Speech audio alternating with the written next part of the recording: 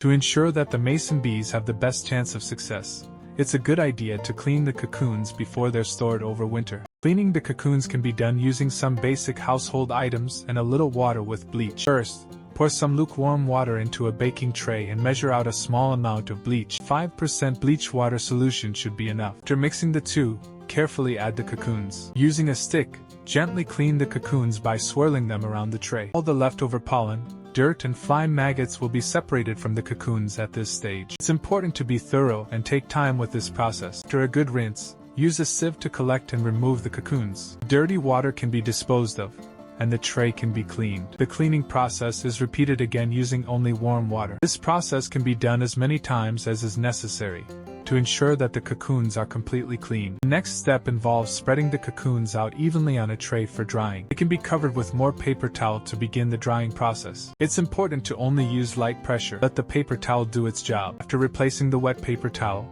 carefully inspect the cocoons, looking for any that may be compromised or still a little dirty. If there are any that are still dirty, they can be rinsed further. If any look compromised, they can be discarded. Cleaned cocoons can now be left out in the open to dry for several hours. When dry, they can be transferred to a new paper towel and then stored in a plastic container. Make sure there are little holes in the container to let air in and moisture out. You may choose to separate the cocoons into female and male bees, so they can be distributed across several bee houses in the spring, in a more even distribution ratio. Having approximately 2 males for every female will ensure all the females will have a mating partner. The female bee cocoons are slightly larger than the male ones when held side by side. The storage containers can now be left in a dry, cool place like a garage for most of the winter months. They can then be transferred to the fridge in February or just before release time.